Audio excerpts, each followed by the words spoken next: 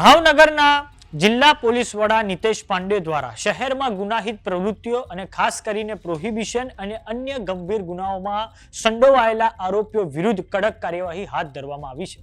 આજે સવારમાં શહેરના 5 અસામાજિક તત્વોના રહેણાંક મકાનો પર બુલડોઝર ફેરવી દેવામાં આવ્યું છે. આ કાર્યવાહી દરમિયાન કોઈ અનિચ્છનીય ઘટના ન બને તે માટે સમગ્ર વિસ્તારને પોલીસ છાવણીમાં ફેરવી દેવામાં આવ્યો હતો. આવો જાણીએ સમાચાર વિસ્તારથી. નમસ્કાર, જમાવટ સાથે હું છું પાર્થ.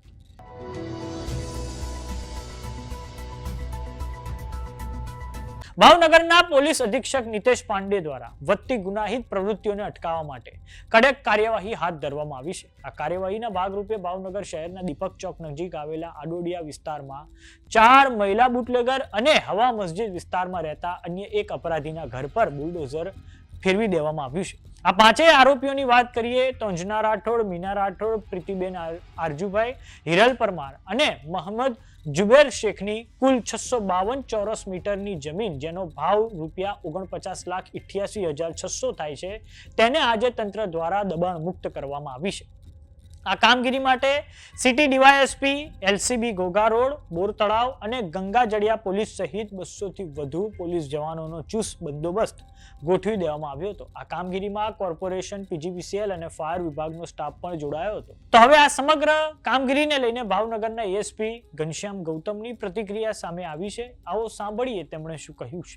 आज जो है एसपी साहब के सीधे मार्गदर्शन के अंतर्गत और सिटी डीवाईएसपी साहब की संलग्न में रहते हुए एक मेगा डिमोलिशन की ड्राइव रखने में आई है, जिसमें हमारा जो है पुलिस बंदोबस्त के साथ और दूसरी सरकारी एजेंसियों को साथ में लेते हुए आज सुबह हमने जो है लगभग 7-7:30 बजे के आसपास ये कार्रवाई शुरू करी है, जिसमें मोटे तौर पर हमने लिस्टेड बुटलेगर्स और जो शरीर संबंधी गुना वाले जो गुनहगार थे उनके विरुद्ध ये कार्रवाई करने में हाथ धरी है.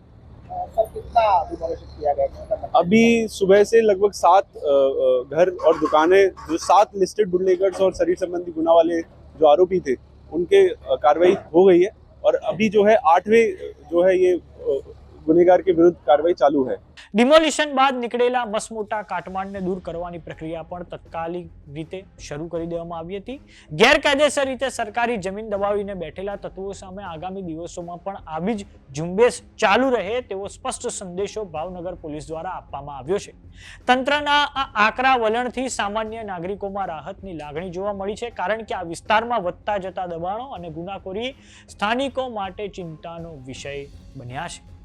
તો સમાચારોમાં અત્યારે બસ આટલું. જોતા રહો જમાવટ. જો તમે અમને યુટ્યુબ પર જોઈ રહ્યા તો સબસ્ક્રાઇબ કરો, જો તમે અમને ફેસબુક પર જોઈ રહ્યા તો ફોલો કરો. સાથે જ અમારી વોટ્સએપ ચેનલ આવી ગઈ છે, જોઈન કરવાનું ના ભૂલતા. નમસ્કાર.